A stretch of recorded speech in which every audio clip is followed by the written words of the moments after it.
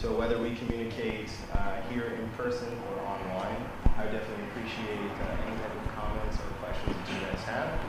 You can find me on Twitter at Kameron. So today in our discussion, there are a few things that I'd like to go over, specifically within 3 disciplines: content strategy, interface design, and user experience. Now, this is a huge forward-facing world where a marriage between consumer and business takes place, whether it is a B2B environment or a B2C environment.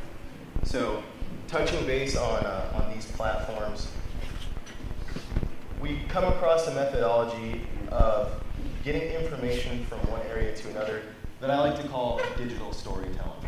So, what exactly is digital storytelling? Well, digital storytelling is going to be a culmination of terms that most of us here are going to be familiar with. However, it's going to be a more focused methodology for connecting audience, posture, interfaces, wireframing, content strategy, information architecture to a target. So, let us begin. So, as I said, I want this to be more of a dialogue rather than a monologue. I know in conferences like this, typically you don't see very many audience participation pieces, but I am going to ask for 4 volunteers or victims. So, can I get 4 volunteers? Okay, 1, come up to the stage, please. 2, come up to the stage, please. 3, come up to the stage, please. 4, come up to the stage, please. So the beauty of a great story lies in a few key components. Come on up. This is your 15 minutes of fame, your time, Sean. So briefly, all 4 of you guys, I'd like to ask you guys a few questions. Going back to this primary question of what is your favorite story, I would like to know from you what your favorite story is. Now, this can be a comic book, it could be a movie, it could be a video game, anywhere where you've learned characters, learned a storyline, and connect with those individuals. So give me your name, please. Gabrielle, okay. We're going to start with you. I'd like to know your favorite story, why it was your favorite story, and what you took away from that story, why it was significant to you.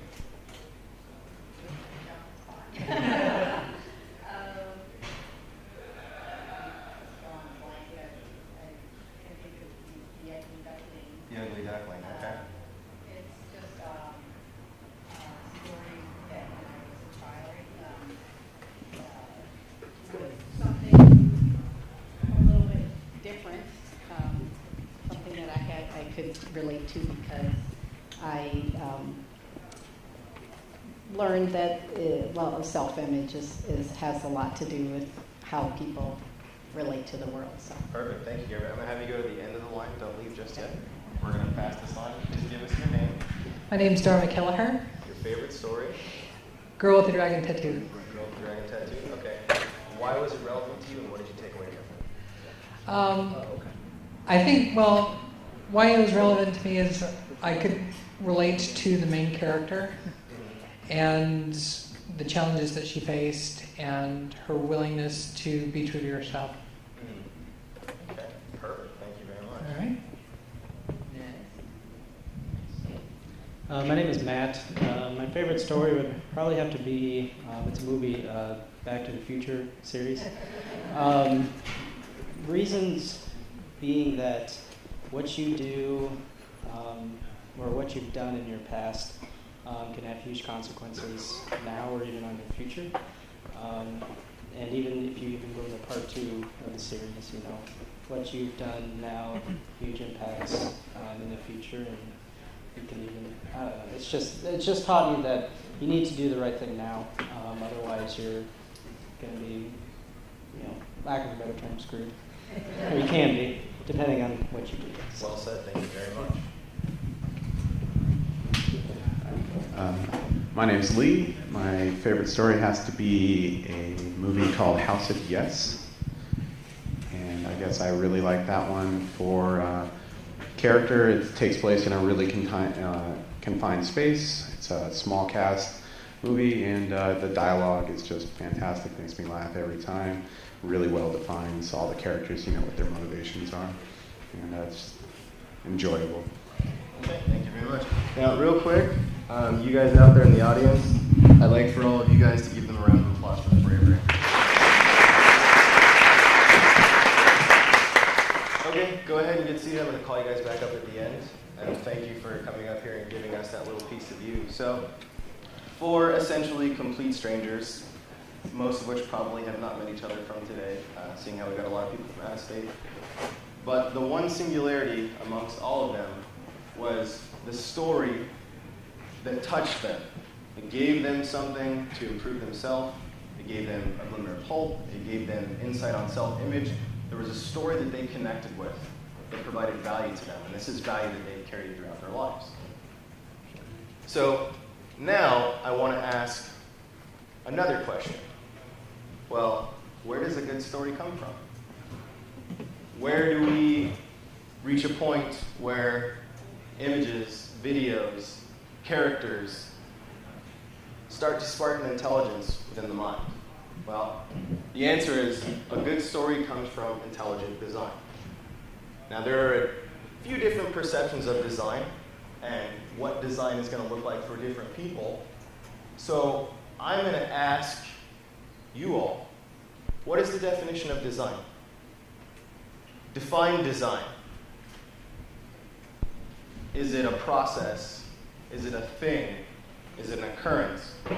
What is this thing design that brings us all together? Because many people have different definitions for design. Now, these questions are not rhetorical that I'm going to ask. You can either raise your hand, nod, or give a verbal acknowledgement. Is this design? Yes? Okay. Is this design? Okay. What about this? Is this design? Okay. Well, I'm the type of person that likes attaching definitions to things. I believe that you cannot really have something without a definition. So let's define what type of design we're going to be discussing today. The type of design that we're going to be discussing today is a plan to accomplish something. So a specific set of purposes or sequential actions with an intention in mind. So going past the visual, going past the physical, and entering the mental. Okay? So a good story comes from intelligent design, just as a good story has, a good setting, speaks to a particular audience, takes place within a specific set of parameters, typically known as a setting. It has a plot, and ultimately, as our 4 volunteers showed, they're going to leave with a resolution or some type of value provided. Those are the mechanics of a good story. Okay? We want to use design to create good stories. So we have to put a definitive line within the thoughts of ourselves and the thoughts of those that we're interacting with while we tell these stories. And that line comes between design and art. So art is something that is interpretive. Many people will interpret different things in a different fashion, whereas design is understood. Now, we talked about sequences. The sequences are things with a plan in mind. When you design a mousetrap, it's to catch a mouse. It doesn't matter what the bait is. The ultimatum is to rid you of the pest. So, stay conscious. Art is an interpretation. Design is going to be an understanding. Now, why is this important to us? Because understanding leads to action, right? Well, I know what to do next, or I know where I'm going after this, or I have a set of expectations. And action is how we get results. And us as marketers, us as designers, us as businesses, we are storytelling for results.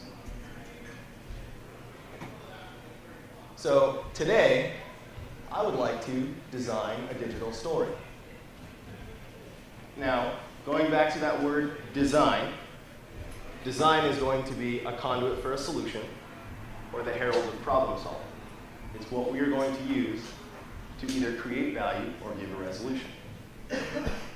Who wants to create a story with me? Anyone? One person? Oh, man.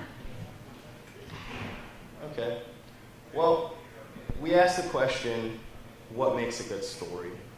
We're going to dive a little bit deeper into that to figure out what every story means. Now, for those of you that are on the code side and not just the visual side, hopefully you'll find the humor in that. Now, a good story is going to have a well-defined audience, right? A good story is going to have content relevant to that audience for maximum resonance. It's going to have a plot that they can take part in. And as we previously mentioned, there's going to be a takeaway. There's going to be a resolution or a piece of value that they can walk away with and say, this touched my heart because, this enriched me because, this motivated me because. Excuse me. So let's put a definition on audience. As I said, I like to define things so that we all understand what's going on. So what is an audience? And how do you find the right audience for your story? Well, finding the right audience can be a bit of a chore. Really, we need to start with what the end game is and put a design in place to accomplish that end game. So, how do we do that? How do we find a list of segregated targets? That's really what an audience is, right? Our audiences are our consumers. Our audience are our family and friends. We will create an audience of people that we can find a common place with. Now, common place is just a list of variables. Who, what, when, where. Who am I? My name is Kameron Williams. I'm the creative director of an agency. I am a father of 3. I am happily married. What do? I am a digital storyteller. I like to create solutions for people. Where am I? Well, I live in Tempe, but I work at a Chandler, so I'm in Arizona. So an audience is going to be a list of targets with common interests. Now, moving forward, if I know who I'm trying to go after, how do we find those people? Knowing isn't always doing. So now I know that I'm looking for a specific target. You could also call it a demographic. Now I'm going to go after the information that I need to effectively communicate with them. So there's an easy way to find this information, and there is a hard way to find this information. Analytics are your very best friend. So without analysis, there isn't much to gather. Now, let's say you're working with a brand or a business that maybe isn't very analytics conscious, but at least you're putting out content, you are trying to market, you are trying to get the word out. So the hard way to go about finding this data of who your audience is going to be is going to come from a word that we all love, a place that we all hang out. Hog the blog data, baby. Your blog has plenty of excellent information for you. Now, how do you decipher the information from, okay, who is this content valuable for? Who are we going after? What's going on? Why is this information going to be a tool for us? Well, if we look at the analytics of a blog and we find out where our maximum reach is, it's not very hard to look and say, okay, I found my who, what, when, and where. Looks like we've got a lot more who and where coming from California than Arizona within this particular instance. Now, you can get very granular based off of geological information. Now, I'm going to keep things in Arizona. That's kind of a common place. We're all currently in Arizona. If you go under Arizona and you see where your interested parties are coming from, and you see that you've got Scottsdale, you've got Paradise Valley, you've got maybe the more higher up areas. Is it hard to start to put together a persona of who's actually taking this content, who we're having a dialogue with?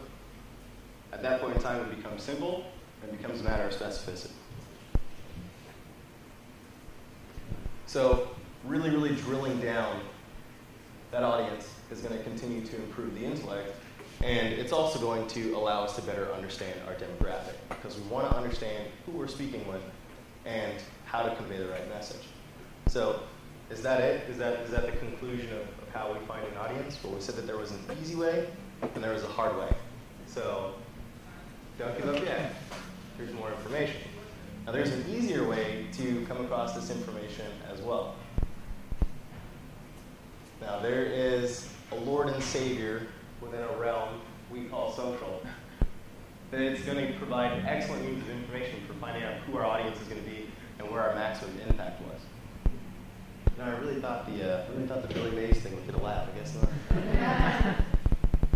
So Facebook, being the data monster that they are, I mean, we all put all of our information into Facebook, whether we need to or not.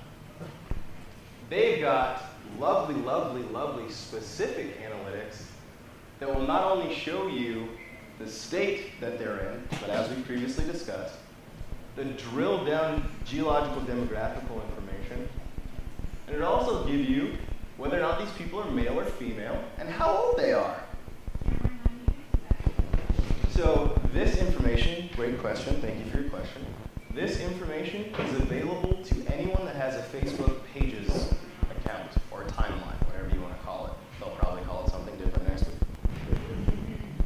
So if you go to your Facebook fan page, your business profile, whatever we're going to call it, I'm just going to call it timeline for the means of understanding. Very top right-hand section, there's a button that says View Insights.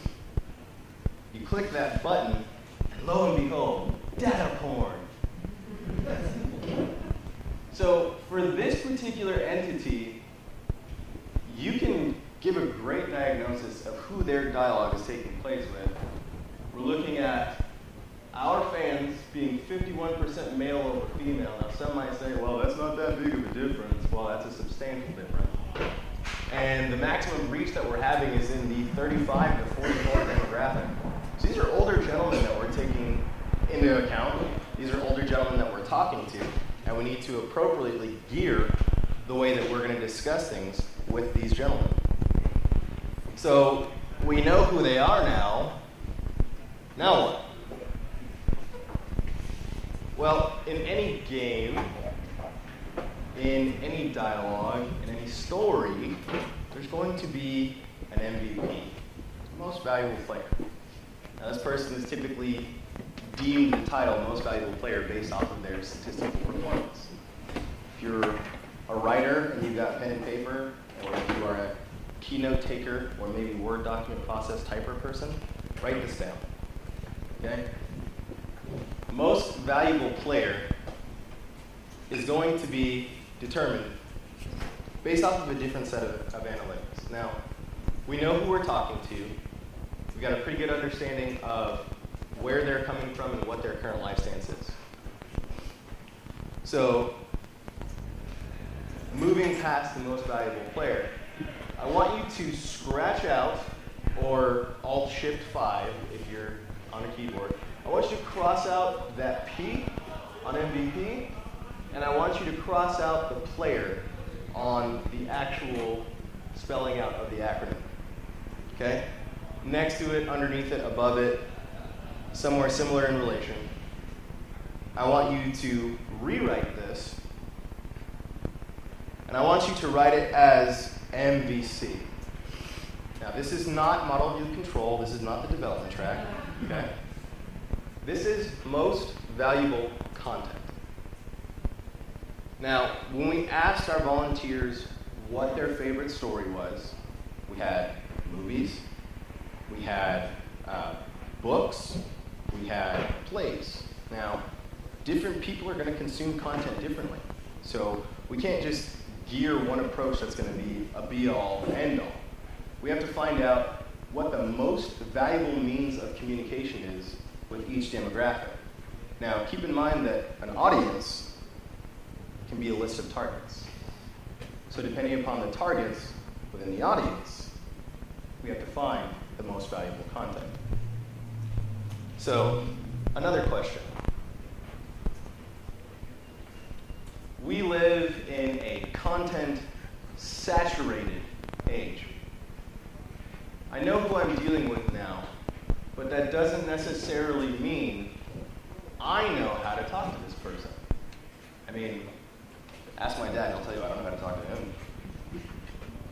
So, how do we go from understanding this person to understanding their preferences? Well, as all things in life, as I previously said, different walks are going to display different behavior based off of the content you give them. So, moving back through, we need to find what the most valuable content is, how that content is consumed, because there are plenty of different mediums, and where the content is consumed the most frequently. It's hard to carry out a dialogue with a person that isn't in the same room with you. Okay? Now, you might say, well, Kameron, that's what cell phones are for. Well, you're absolutely correct. Some people prefer mobile content consumption. But we need to find out what the preference is and how to get there. So, how do we find out where the most valuable content lies? Where does it live? Where does it reside? Where's the MVC at, yo? Okay? Well, we're going to go back to what we were previously just talking about. Okay?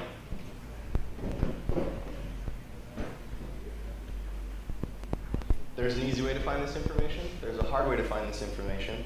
The methodology is the same. It comes from analysis, research, and watching. So by watching and keeping an eye on where these people are coming from, what type of content they're consuming, and the response time, or the response in general to that content, we can find out the most relevant content, or even more importantly, the most ineffective content, now that we have a better understanding of who we're dealing with. So what this is a print screen from Google Analytics, and this is the site flow of the way that a user is going to be interacting with content. Now, the green areas are going to be places where people have come in and consumed content. The red areas are going to be where people have come in and left. Those are called exits.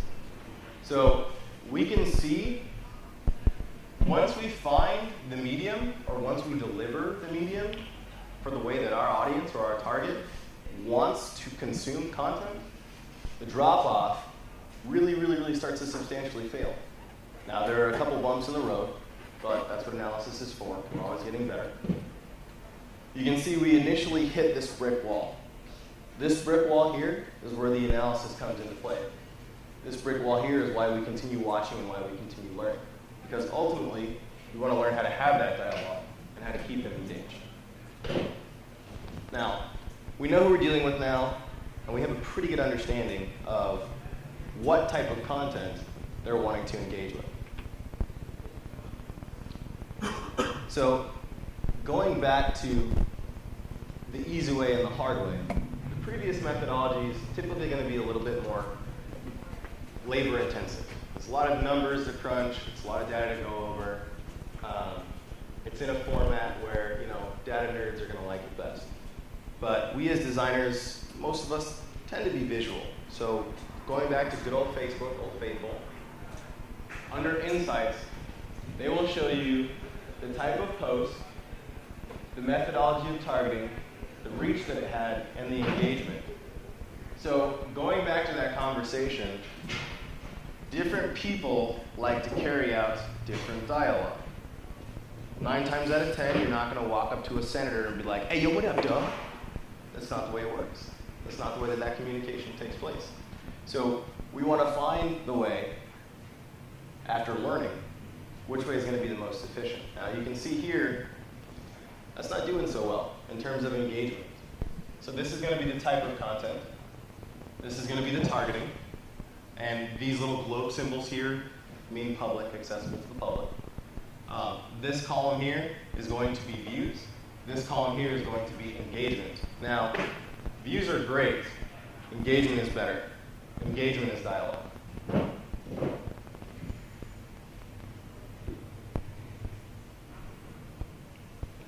So, as we continue to analyze, Facebook, again, has some really excellent tools. We can see where engagement is leading to success.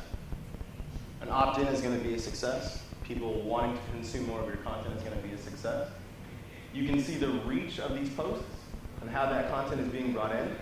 And then you can see the level of engagement, and it will average things out for you to scale. So you can select time frames and then analyze what type of content went out, what was your response, and how was that performed. So 254 people engaged, led to 3 likes, 1 comment, 4 shares, 416 clicks. We're not going to talk about driving traffic today, but excellent tool.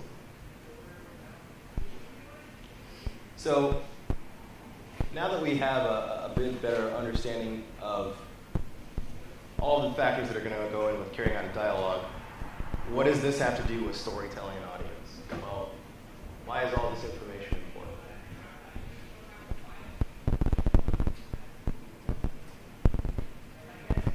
Because understanding content consumption teaches us how to captivate our audience.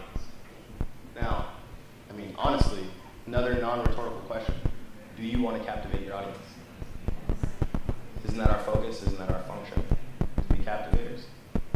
So you cannot ask someone, how do I do something? And not say, okay, well, don't give me any tools. I don't want to learn. I don't want to do anything. I just want the solution. That's not the way it works. You have to learn how to captivate in order to carry out this dialogue.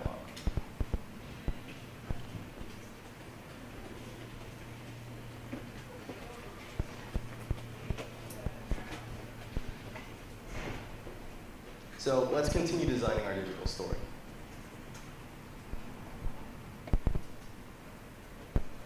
So far, we know that we have a particular audience that we're telling the story to. So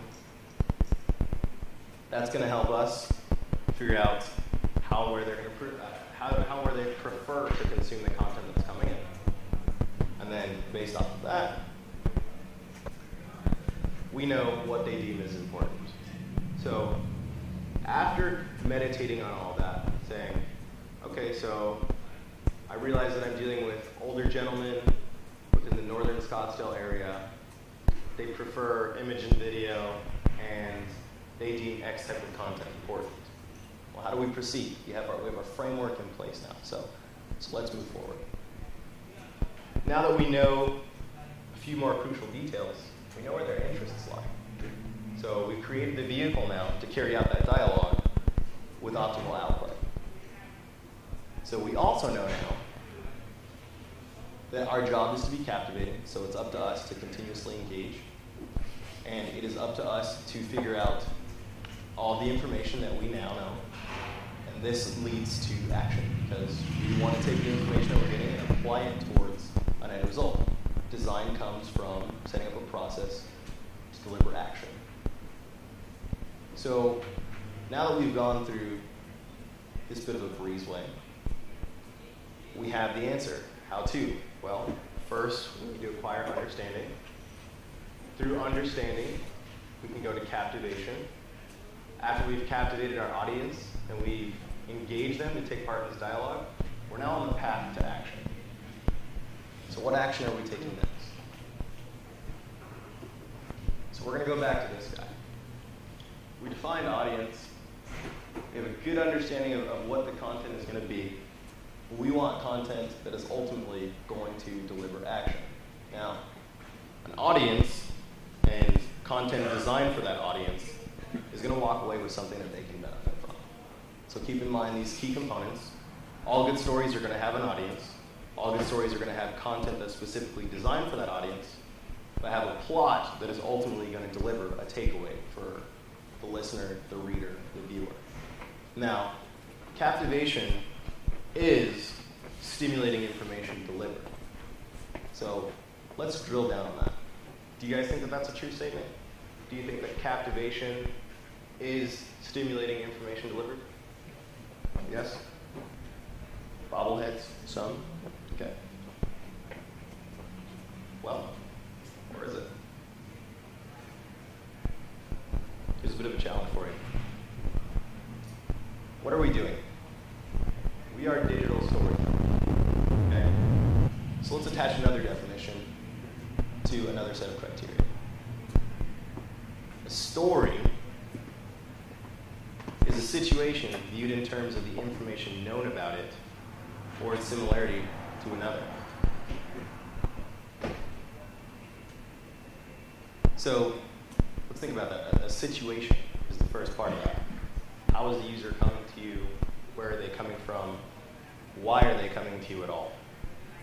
Now, a situation is going to ultimately tell us what the needs of the user are. Remember when we talked about establishing what is important to the user, why things are relevant?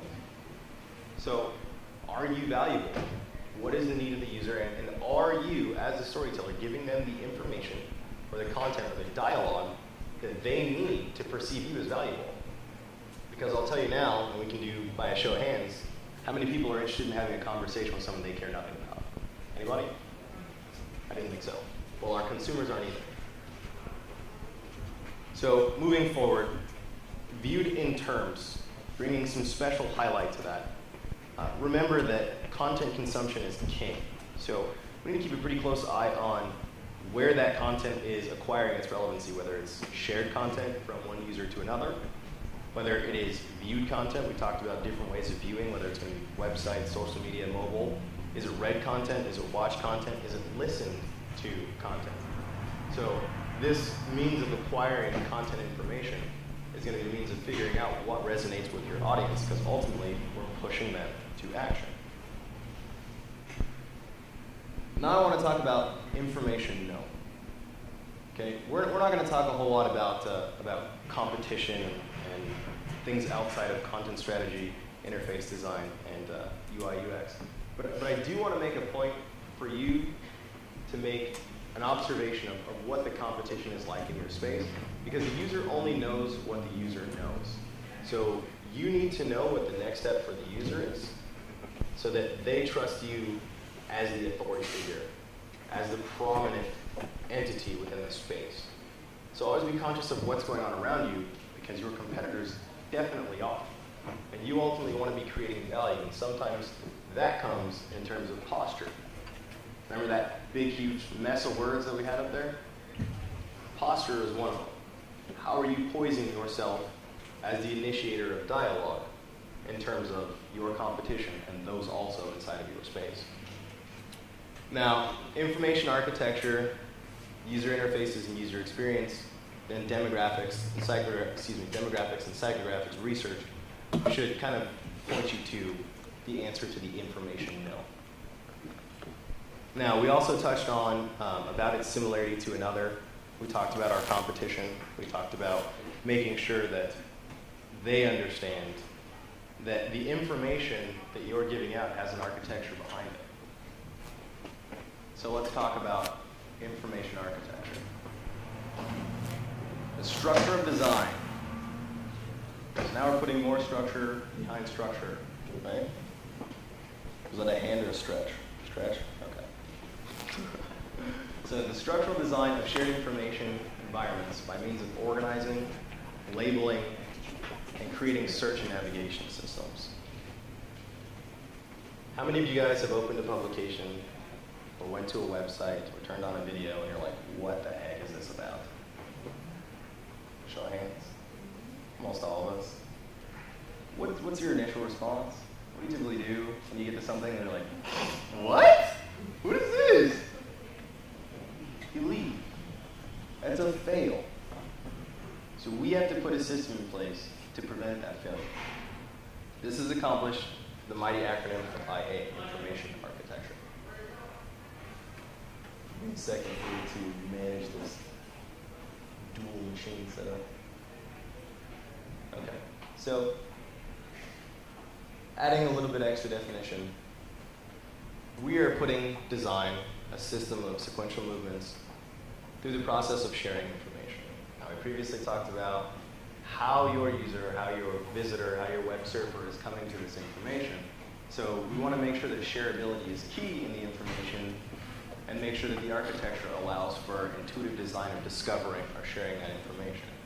Now, let's think for a second about the definition of story. Does anyone remember the definition of story? Any takers?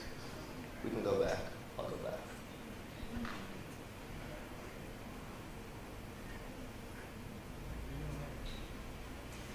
Mr. Story. Give me your link.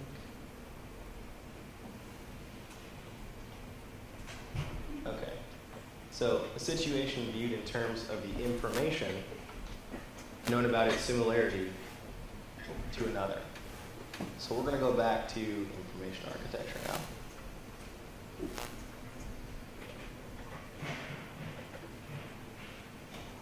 What is a story without information?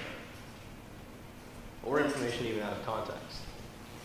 So information architecture is going to be a direct counterpart of what our story is, who it appeals to, and how we're telling the story. Now, we learned something about this brick wall. Remember, what was the problem here?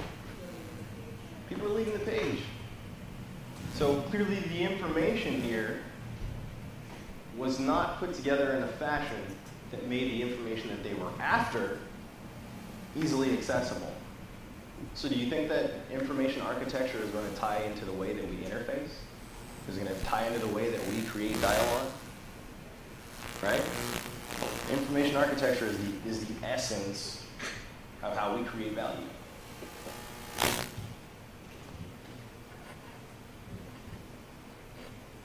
Now, most relevant content and most ineffective content is going to be decided by the user.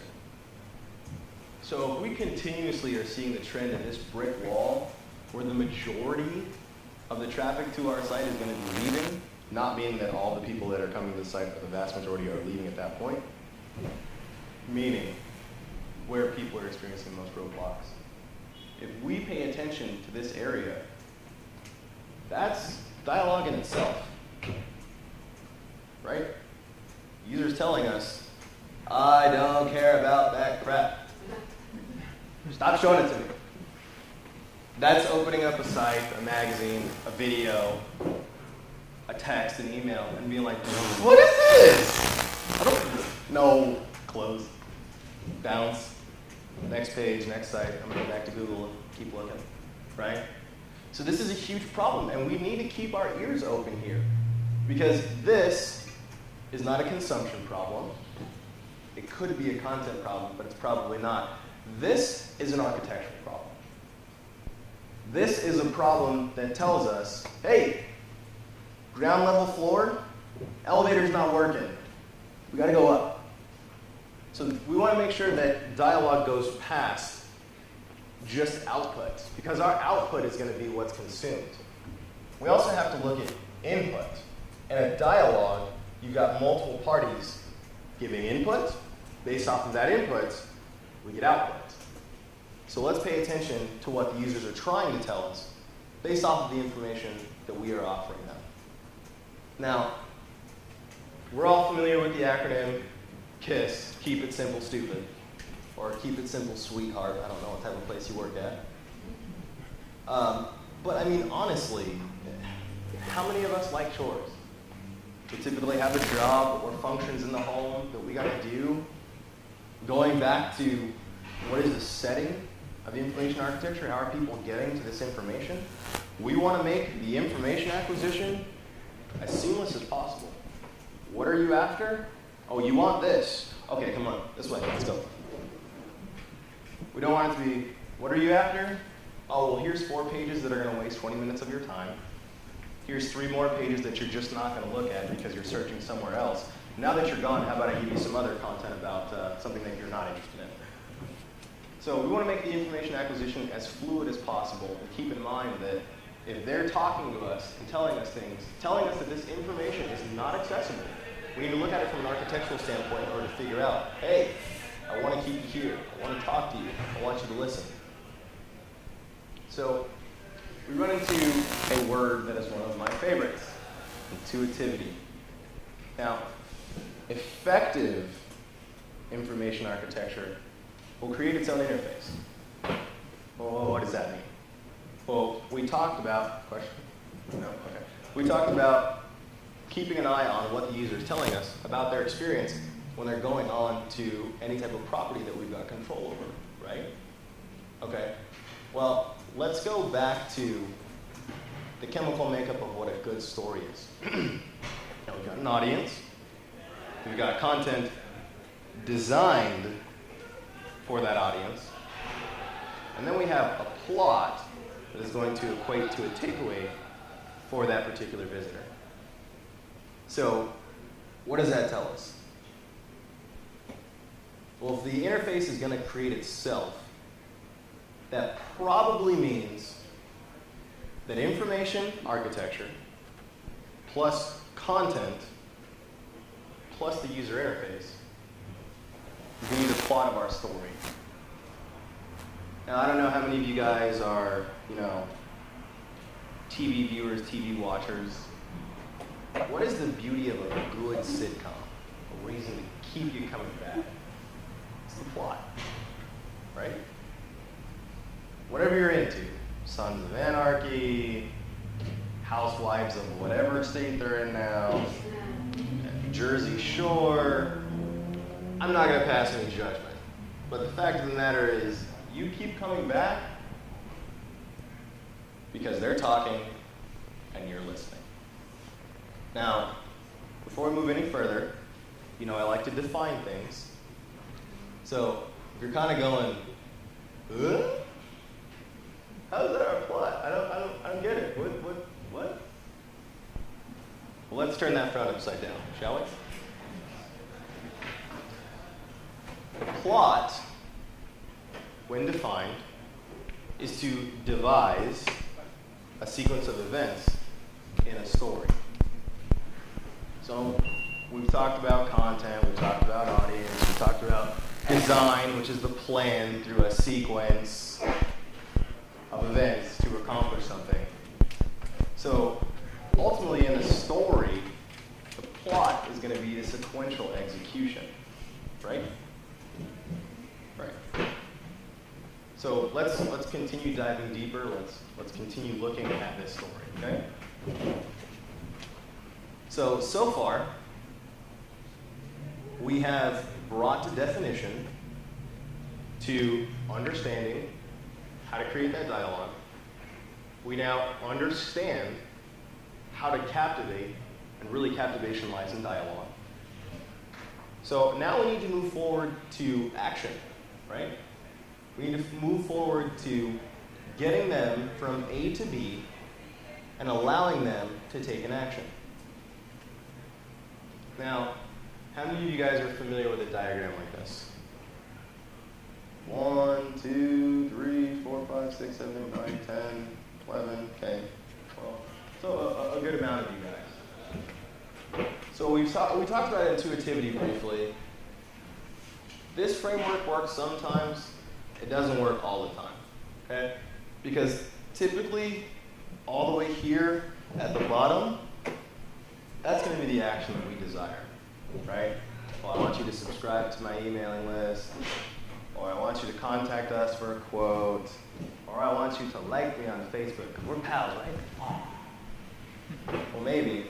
Sometimes that action can get a little diluted. Once again, this is an architectural problem. This is not a consumption problem. Because if they showed us what type of content that they like, if they've engaged us in dialogue and they're showing us, hey, your maximum resonance with me, the audience for your story, is going to be within X particular format, then we know what format is going to incite action. So is it content that's the issue here now? No. It's architecture. So how do we solve these architectural problems? Well, typically when you have an architectural problem or you have a structural problem, you have to draw a blueprint or a roadmap. Because we're going to have our people that are going to take their time, they're going to stroll, they're going to follow the speed limit, and they're going to go all the way through.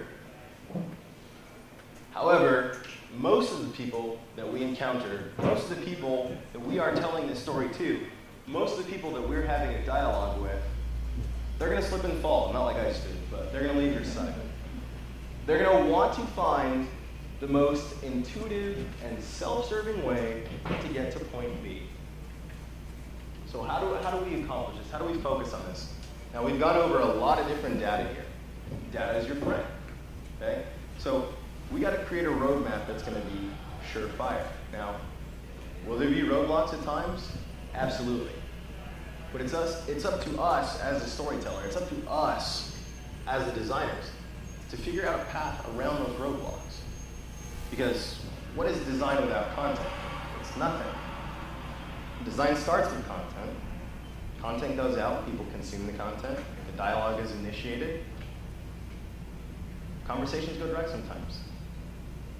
It's our people skills, it's our visual appeal, it's our interfacing that has to bring that conversation back. Okay? So create a roadmap when you encounter problems. So as we create a roadmap, we want to stay purpose focused. Now, we've got some sections here that have been labeled as important. Now, these particular content epicenters within the realm that we're dealing with, the way that we're telling our story, the way that we're creating dialogue, they're going to have a purpose. Okay? All the stories that we learned about earlier today, they had a purpose. Purpose is going to help you create value. So what is the purpose of each and every single one of these pages? So as we're going through, whether it's a site build, a site redesign, maybe we're lifting some aesthetics and trying to streamline the content consumption process, we have to continue to ask ourselves, what is the purpose of this page? You can get a little bit more granular. What is the purpose of this post? You can get deeper. What is the purpose of this image? What is the game plan? What component of the design that we've created is this helping us accomplish getting to point B? So purpose, purpose, purpose. Now, next thing that we want to look at after we've purposed our content, we've listened to the user and allowed them to tell us what content is important. Well, now we know importance, now we know purpose. We create the purpose, they create the importance. We enter a never-ending dialogue. And this is where the listening part of the dialogue comes in. We have to evaluate, based off of user input, remember we must always be listening, relevance versus importance. Does anyone want to take a stab at this? Kind of feel like I'm bleeding out of my neck a little bit. All right, nice to hear from you guys. Tell me your name, please. Marissa, you have the floor. So, say for instance, a website for museums. Okay. What our bosses think is important is what exhibits are on display, what they donate to the museum, what they can input. But relevance is really what somebody who's in the museum is looking for immediately. So the times we're open, the hours, which may not seem important to anyone inside the organization, but are important to the client. Correct. Okay. So that is absolutely perfect. Go ahead. Depends on where they are, too. If you're on a phone, looking at the museum website on a phone, you probably want to see what's open and what's that. If you're looking on a desktop, you might be seeing content to find out what those exhibits. Correct. Both excellent examples. So relevance versus importance. The Sith and the Jedi will war on. But we have to be the force that powers both sides. Right? We have to listen to that dialogue. We as the designers, effective problem solvers, we have to understand our audience so that we understand relevance versus importance. Now, if someone is already present at the museum and they're looking up exhibits, or hey, guess what, Johnny's family wants to come too now, and now you gotta shell out extra dough for tickets, that's gonna be completely different sets of important information that is relevant to the circumstance. So maybe when we drop down from the desktop view to the mobile view, we take a good level of consideration on the environment and the relativity of that environment. Now, when you're looking at the mobile version of the site, you're probably going to be en route, already there, or looking to double check information, right? So this is a never-ending battle, importance versus relevance. So I challenge all of you in the audience here to look at the voice, listen to the speech, take into account the actions of your users, and you have to make a judgment call. It might not be today, it might not be next week, maybe you have to pass it up to totem pole and get approval. But you have to figure out, in terms of relevancy, what's going to be the most important. Now, mobile has brought a huge dynamic of situational relevance that we all have to battle with. So keep an eye on analytics. They're your best friend. They are the way that you can listen to your audience. So after we've determined what is important for the relative situation and someone takes an action, what do you want to do? Where are we going next? What happens next? Okay, when somebody does something, they do it for a reason. They do it for a purpose. Now, we talked about purpose, remember? We talked about the importance of relevancy. So when someone takes a step, if you're listening to them, you have to show them. Thank you for bringing you and the Jones down, buying more tickets, and doing that. So what is the next step of content? Now we have an action here. So how do we reward that action? Well, since you bought 10 tickets, we're going to give you your next 2 tickets. Okay?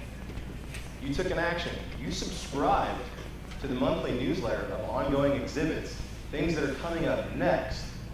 So we're going to give you 5% off the next time you come because you showed an interest in me. You let me know that I'm important to you. You let me know that you care about what I'm saying to you. And why do we care that they care? Non-rhetorical. Why do we care that they care? Because that's how we stay in business. If they don't care, if they do not consume our content, if they do not have a reason to return, they will not. And we as designers, this is our problem to solve. So, moving forward, a nice other little formula for you. Information architecture plus content plus captivation is going to equal interfacing. That's the medium in which the captivation takes place given the said content because we delivered the right content in association with the need. We solved an architectural problem that led to someone empowering themselves to find a solution which captivates them and shows that we have authority here. So, taking a step back briefly, going back and looking at the appropriate content mediums, now that we know what's important, now that we know what content they're after, now that we know where the resonance lies, captivate, captivate, captivate. Let me hear you say it. Captivate, okay? Captivate, captivate. Give them a reason to return. Captivate your audience. Don't tell a story no one cares about. Captivate them. Show them your value. Show them your worth. So, you subscribe to that newsletter. All of us have done this one time. We subscribe to that newsletter, and every day we get an email. Every day. Thanks for joining our SMS fan club. Here's our great specials. Do we like that or do we hate that? So let's go back to rewarding action. If you walk in the door, you tell me how nice I look, tell me that you care about me and what's going on in my personal life and my business life, and then you slap me across the face, am I going to be like, yeah, let's do it again, come on, I'm ready, come on, no. You're going to be offended. You're going to be like, hey, I trusted you. I confided in you. I gave you this information. I'm talking to you. I'm taking my time to tell you about me and to hear about you. We're building trust in each other. So why'd you hit me in the face? Right? So that brings us to a question that you can only figure out by listening. How much is too much? Let's go back to that Facebook graph. Let's all paint a mental picture of that graph in our mind. We had a couple different demographics within our mind, right? Those analytics showed that we had a few different types of targets within the same audience, correct? Let's jump back to that real quick. Pardon me, folks.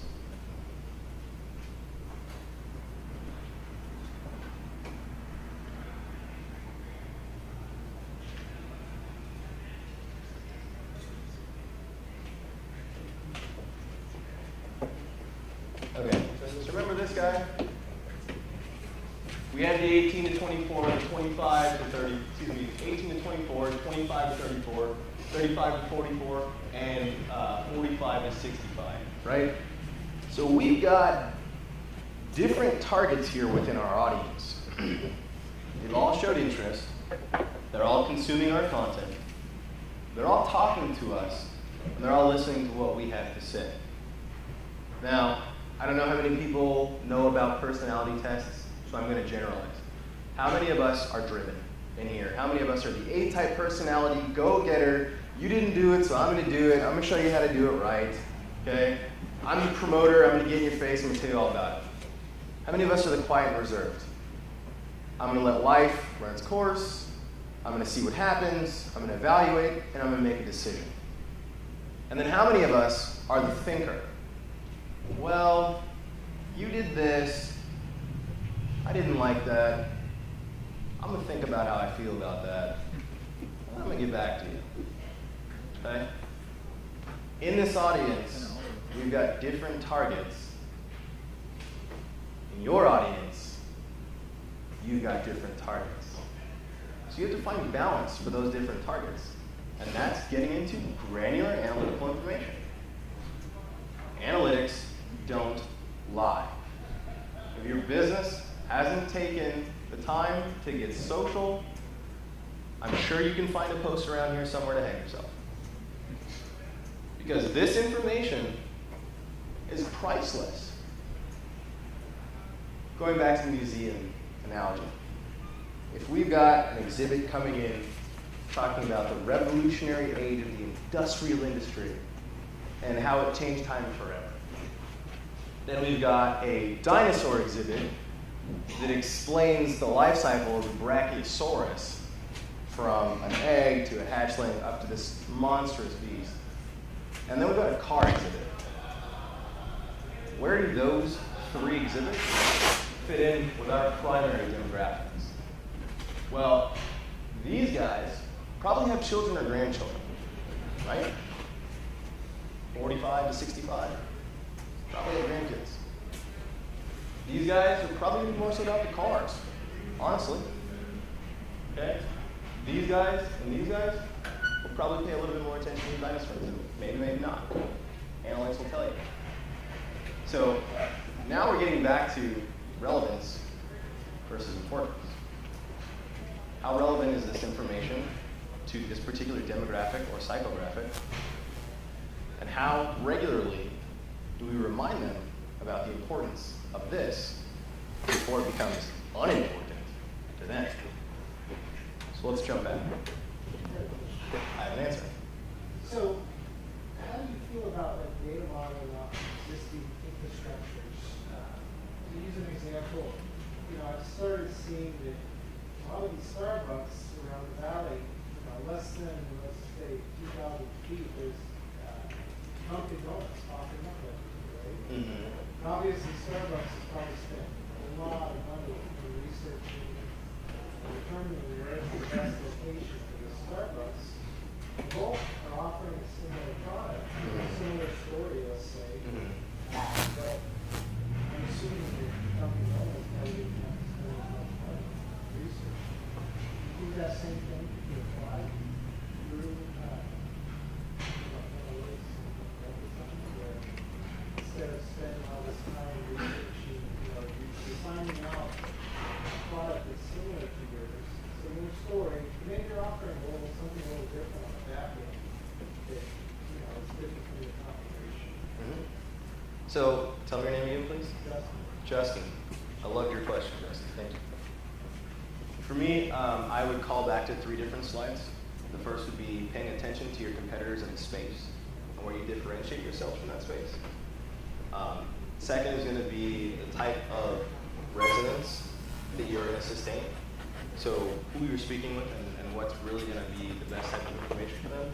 And I know we're talking about a lot of like web-based principality, but this could be menus, this could be brochures, this could be surveys, this is content, this is the way that people consume information about your business.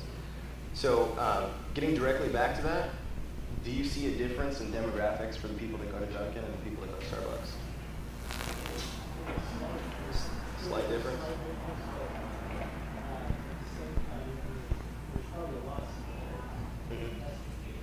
So I agree, and those guys have huge data analytics departments, huge marketing departments.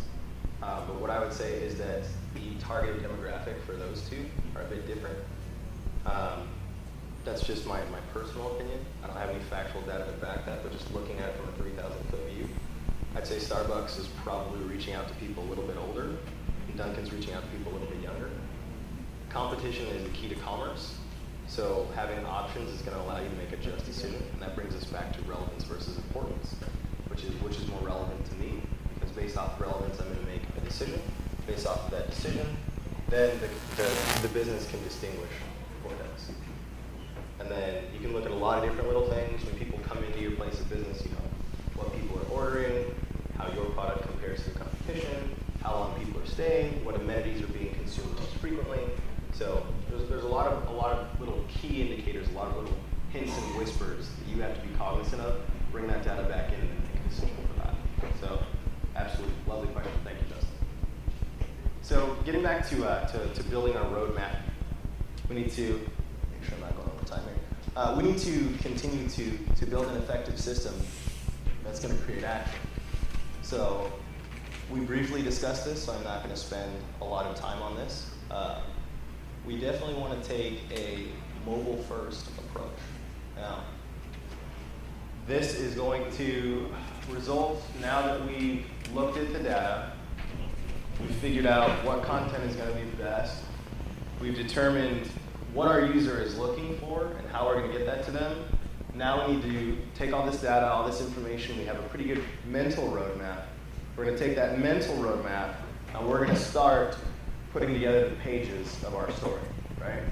We're going to start taking all this data and putting it into a place where someone can open and flip to what they're looking for, okay? So we're going to jump into wireframing and the process of bringing these ideologies, these metrics, these discoveries, putting them into a format that is going to bring you the best results. So as I previously said, we talked about mobile first. I had a sneaking suspicion that we would spend some time on mobile because we're talking about wireframing and interfaces today. But I mean, mobile first. The statistics for 2012 were that 5.9 billion mobile devices were accessing the web.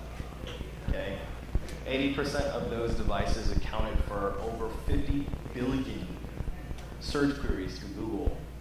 Where do we live now? We live on our phones. This is at home. This is work. This is maybe when you're with a coworker. This is when you're in a conference like this. Okay, this is your life. This is really where you are. This is all of the in between. This is running the kids to a dentist appointment, picking them up from soccer. This is looking up directions because you can't figure out how to get you and Joneses to the museum. Okay, this is checking your bank account. This is where real life is happening. So you need to account for all of that. Because your user is telling you, hey, I'm spending most of my time here. You want to be focused on the other areas, but you want to make sure that you're not wasting time. Another key metric to that, in May of last year, Google output a statement. You can go to, excuse me, the Web Central blog, or you can go to any Google information outlet and search the post. They are going to be demoting websites that are not of responsive design. So if the angelic entity of information consumption and output has placed a focus on mobile, probably should too. Hans, could you please give me some water? Thank you. So, going within a traditional means,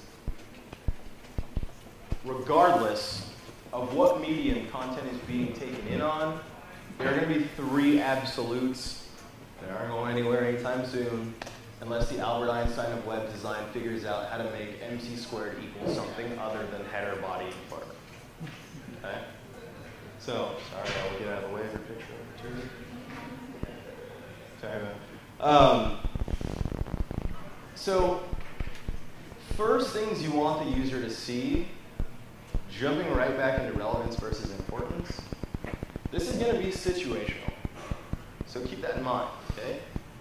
The body is going to be supported content for the header. When you look at navigation systems, remember we talked about labeling, navigation systems, access points, transit points. Navigation is going to be the way that you get people to what they are looking for. Navigation takes many different forms. Thank you very much, I appreciate it.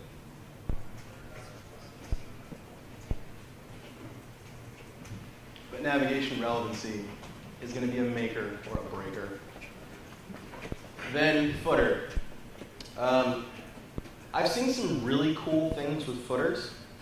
Going back to Google Analytics, you can look at your content consumption and you can also look at links clicked within your analytics. And that's going to tell you what information you want to put in the footer. Now, continuing that dialogue, you can test with different things, put different information in the footer. But from what I have seen, sorry Mike, I didn't mean to abuse you. I won't do it again, I promise. But based off of what I have seen, the information in the footer is typically going to be, I'm horribly frustrated, I couldn't find anything, let me check the footer before I leave, or I got what I needed and the footer is completely useless. And to me, it's been one or the other. I haven't seen very much gray in the middle. So whether we're on mobile, tablet, or desktop, keep in mind your 3 primary components and the information outlets that are going to be best serving for you. Excuse me. So then keeping mobile in mind, now we're going to scale up a little bit. So we've gone from that 320 pixel width device, now we're getting a little bit bigger, not bitter, excuse me. I hate that thing. Let me see here. Why are you not showing my lines, Mr. Projector? You're fired! Well, there's supposed to be a grid there. I can see it on my monitor. You can't see it on the screen. Maybe because of the color differential between RGB, whatever. Anyway, so we want to keep grids in mind. Grids are going to be your very, very best friend. Grids are going to help you make the jump from desktop to tablets to smaller mobile computing devices. Now, yes.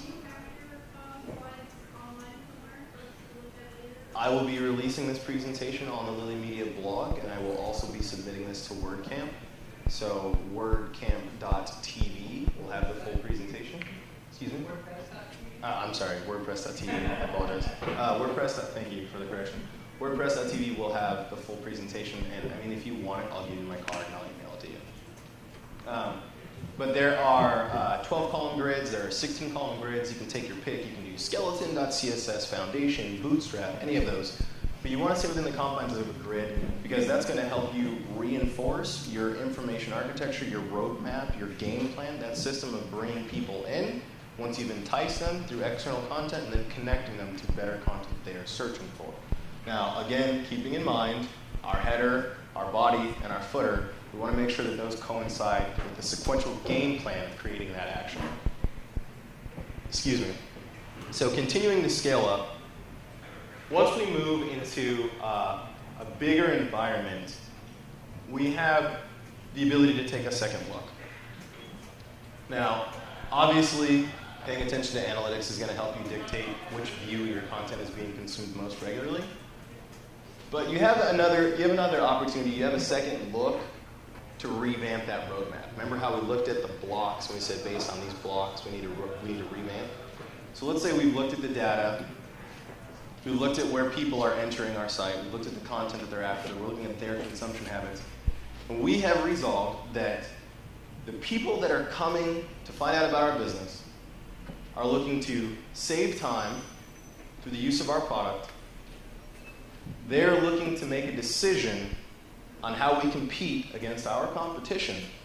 And they're looking for the benefits of using our product and service. Okay? So these are scenario specific. This would be within the guidelines of being a software application or a software as a service product. Save time, simple to use, cloud integration. But remember, we've been going over formulas here. This plus this plus this plus this equals this. These are all formulas that you can take, apply to your existing business model, and go. Okay? So, download free trial. Now that's kind of gimmicky. Some people will buy in, some people won't. Some people need a further set of validation. But what is the game plan? The game plan is to entice people to give us a shot, or ultimately to deliver into a transaction. Okay? So make sure that the roadmap is cognizant of that and reflects that. So as we continue to move along, after we figure out the key components or the most important pieces, we want to reinforce those. Don't just make them stand out. Give them a bit of a voice. Okay? These little guys here, these pieces here, we're telling a digital story, right? That's why we're here, we're storytelling. We're designers, marketers. Nowadays, a designer is half of your marketing team. Okay? Who are these guys in the story? Does anyone want to take a stab at that? Thank you. Perfectly said. This is your cast. This is how you move people through the plot. This is how you deliver information, create resolution, provide value, communicate conflict. This is your cast right here. Does your cast stand out in the story? Absolutely. That's the reason we partake this story. Did you hear the personal benefit that our 4 volunteers received from the story experiences that they had? They went through and they found somebody that was like them. They could relate to that person or that circumstance or that situation. And they dove in and said, hey, I know you. I look at you in the mirror every day. Information acquisition, content consumption, falling in love with a character, they're synonymous. It's a dialogue. It's how you communicate and the way that you listen. Okay? So make sure you've got a good supporting cast. And your principles are the most important. Now, after reinforcement, then we're going to put on the last layer, marry it all together. We're going to finalize the design, and we're going to debut. Now, there's more than one way to skin a cat. I don't know what cats have to do with storytelling, but whatever. We are all different people. We went over the different personality types. We went over the different ways that we communicate. We talked about the different types of resonance and the different pieces of content that we find the most value in. I am not you. You are not me. We may be similar, but we are not the same. So what works for me may not work for you. What works for you may not work for me. So a couple of guidelines here. A couple little pieces of assistance or places where you can kind of put together your own strategy. Me, sketch, code. I want to look at the information. I want to take the data into account. I want to figure out where the problem areas are, and then I want to address those. Here's my proposed solution. Here's how it performed, pass or fail. Here's my proposed solution. Here's how it passed, pass or fail. Continue going. Some of us may go from a sketch with different ideology, different concepts. It's going to need plenty of revisions into a wireframe. That wireframe may have to get turned into a full graphical piece of content and passed on to the higher up, or maybe presented to the client to say, hey, here's the structure, here's the process, here's the look and feel. And then from there we can go to code. But there are different iterations. Some people will go from a wireframe just to a high definition wireframe, then into the visual, then the code. So find a solution that works best for you. But I want you to remember, this should happen continuously. This is not something that happens one time, okay? Noah may have built the ark one time, but it rains all the time, okay? We've adapted. We've found ways to get around certain things. We get it now. Hey, water from the sky. Oh, yeah, cool. So find a way that's going to work best for you, and find a process that you can continuously build onto. Question? I understand what you said about how effective information architecture will create its own interface. Are you going to talk about that, or was you kind of saying? Sure. So tell me your name, please. Heather. Thank you for your question, Heather. The brick walls that we continuously hit. Most of those pages were in the top layer of the domain. So if I lose anybody, you'd be like, hey, dude, I don't know what that means. Say it in English. When you look at a TLD, top level domain, it'll typically break down into 2 or 3 subsidiary components. You got the top level, you got the categorical view, and then you have the actual embedded content, which is going to be case specific. Whether you're talking about, you could have a story under blog, marketing, internet marketing, right? If we see that those top layers, those categories, are the problem, what is a top layer? A top layer is a window to the pieces underneath it, right? Okay. So especially within a blog output model, typically we're going to have several posts that are displayed. So if we have people hitting those posts that are being displayed and leaving as a result of those posts, once again, that's a window into the next layer. Okay? So based off of the information that we're getting positive feedback on that next layer, we may need to promote that information. Because that information is ultimately what people are after. Now, a good bounce rate, 40%, maybe 30%. If you really, really fine tune getting, you can get to 30%. The average bounce rate, between 60 and 70%. Sometimes 50% if you keep a good eye on it, okay? Look at where people are leaving. Look at where people are staying. In Google Analytics, it will tell you the average amount of time spent on a page. Time is money in every sense of the word, okay?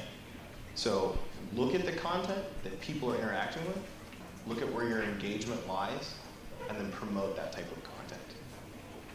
Because if you can continuously output the content that people are after, you're going to see your drop-off decrease. Absolutely. So there is a general contractor in California that we work with. His business has been around for 80 years. There's 5 generations of this particular family have been running this business. When we got hired on, they were having a problem of finding their audience A, and then B. No sleeping on the job. You wake up.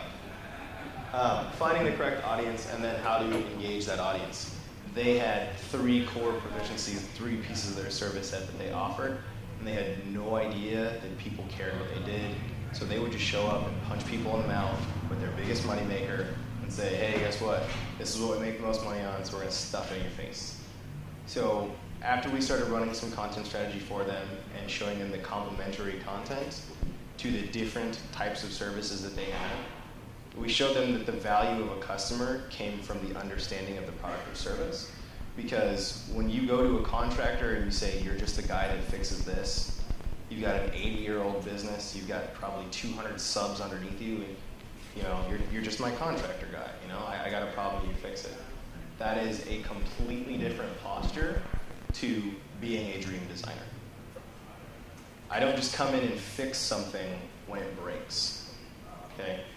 I will go over the structural process with you, the vividity of colors and interior design, and bring 80 years of experience to you in a fashion where I turn your home or a business into a haven for you.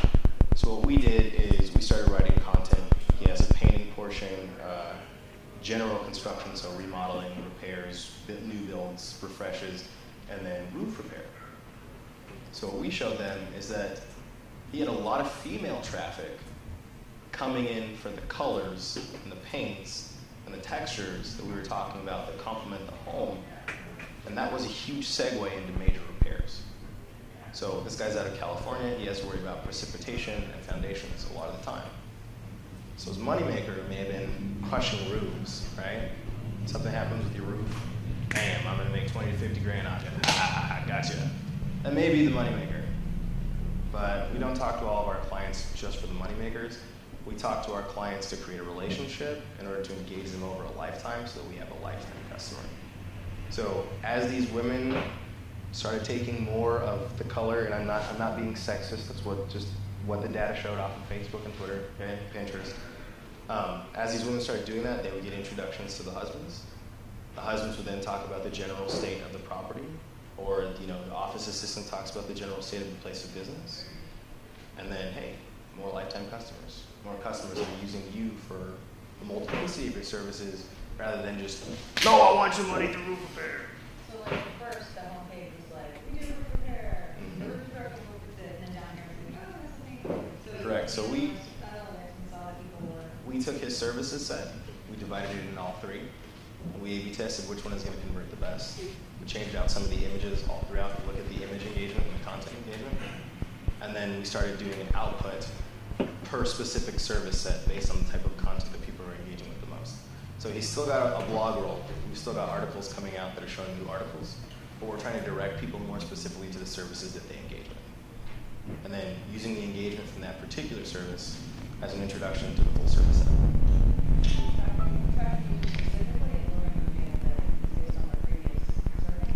We are tracking consumption based off of different mediums that we're putting the content out on. And then we take that content back in, we remeasure the audience, we continue to engage. Once they've shown interest in a particular area, we engage that area. And then after engaging that area, we'll throw different things at them to see what they will bite onto and what they will not. But typically, you can do a lot of magic with email. A lot of magic with email. But getting back to that, based off of the interest that someone has, interests commingle. Facebook has the knowledge graph. Google's got their own knowledge experience piece. Well, you can take one piece of content, correlate that with others, and then see patterns based on interest. Does that make sense? So if you're interested in colors, you're probably thinking about doing a remodel or a repaint. And if you're doing a repaint, hey, guess what? You might need a roof repair. You might have to redo a house. You might have to relay a foundation. You might have to change out a window. So continue to notice and take note of where people are showing interest.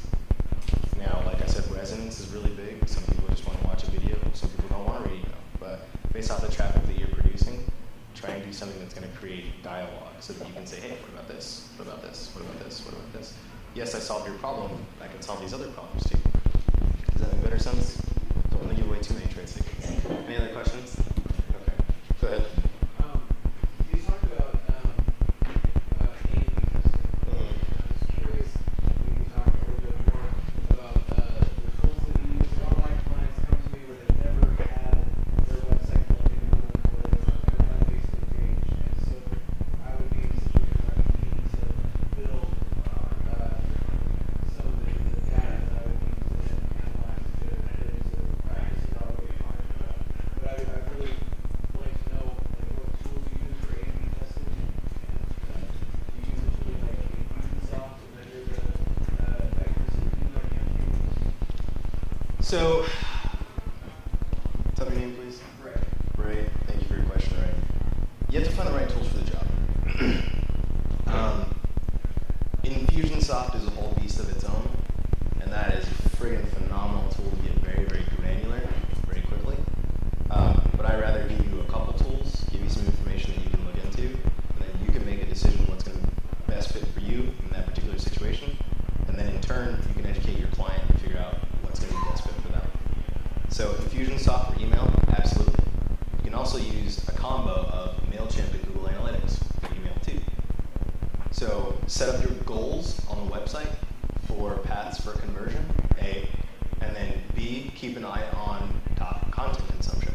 So if you know that you're putting out specific pieces of content via email only, you can track the effectivity of that content in the email campaign, right? So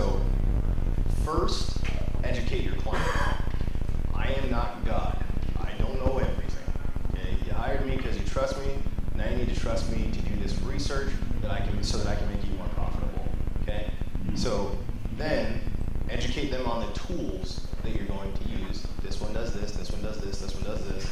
These are going to take in various types of data so that we can evaluate that data and then readjust our game plan. So I would say Infusionsoft and MailChimp are great for email. For analytics and conversion, Webmaster Tools, Google Analytics, and Google Labs. And then you got to play with content, man. Get social and figure out where your audience is at and how they're going to bring that stuff in. If you're building audience, your primary focus should be resonance.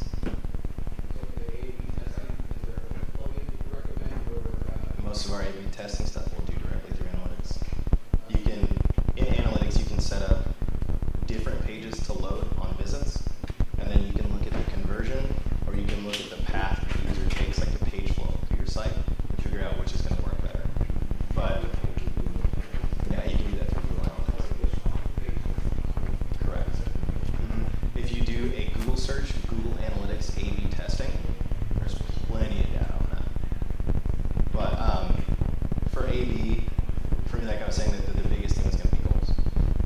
Define your goals and look at goals are attained the most. And then you can say, hey, you know, on A, we had a 30% conversion rate. On B, we had a 67% conversion rate. B it is! So going back to interfacing, I apologize for getting off task, but I want to make sure that all of you guys leave with some good value in this. Your interfaces are all of the characters of your story. And we went over that, but I wanted to place some specific notoriety on this. There are big characters, there are small characters, there are principals, there are supporting roles, there's, you know, the extra in the background that's stalking in that scene where they're in a store and they can't figure out which blouse is going to more complement the gal that it's going on. Okay? So every character is important, and you want to make sure that we stay purpose-driven. The purpose is to incite action. The action should beget a response. So reward that action, stay purpose-focused, develop a good plan to keep you on track with that purpose. So far, we've learned a few different things. We've learned that audience segregation is going to be probably one of the most important pieces of information we can harvest from a blog, from a social network, from an email campaign. We've also learned that content is the medium in which you engage and create dialogue with your audience. And why do we want to captivate and engage? Because we want them to come back. Additionally, we've learned that the plot of any good story is going to use an all-around set of principles based off of content, information. That's almost lewd. That's kind of like sexish, information. Information architecture and user interfaces to create sequential actions, essentially moving people towards a particular goal. Now, I want to jump back real quick and take a look at all the elements that make up a good story. What did we leave out? Exactly. We haven't discussed the takeaway. What is the takeaway? Well, an audience, the content, the plot shall lead to the takeaway. Dharma, what was the takeaway in your story? Takeaway in my story, yes, the killer was killed. Okay. And was that valuable for you, or was that a resolution that appealed to the person you are? Well, it was a resolution to the story. It was a positive resolution to the story. Resolution or value, right? So, is that a one-time thing, or can we keep that going? Non-rhetorical. Is that a one-time thing, or can we keep that going? Resolutions are creating value. Sorry for being ambiguous. It's continuous, right? And we do that based off of the king of consumption, content. We define our audience. We figure out the resonance. We put together an action plan. We analyze. Based off of the analysis of output content, we create additional content. We publish that content and distribute it. We look at how it does and figure out if this is a good fit or a bad fit. We can A/B test the piss out of it. And then the content cycle continues.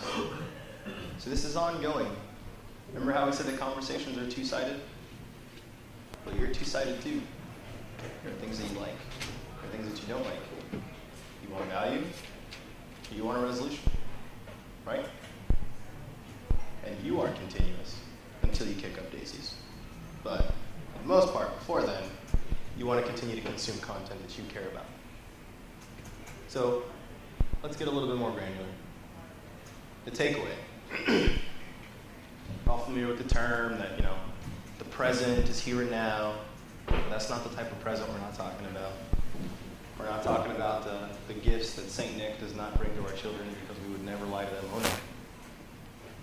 We are talking about the value, the resolution that we are creating through our dialogue.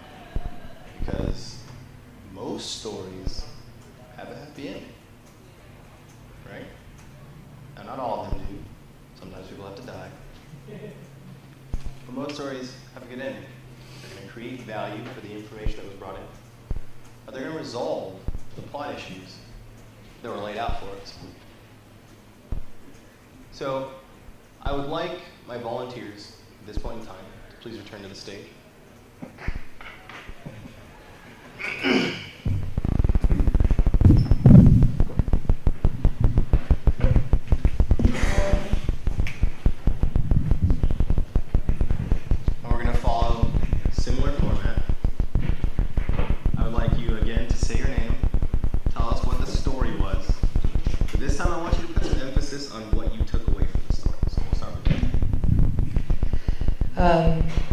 My name is Darwin Kelleher. The story was The Girl with the Dragon Tattoo, and I guess my takeaway is the importance of being true to who you are.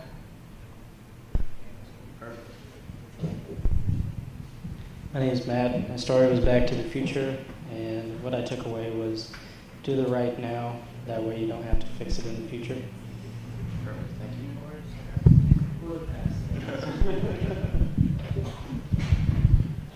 My name's Lee. My story was The House of Yes.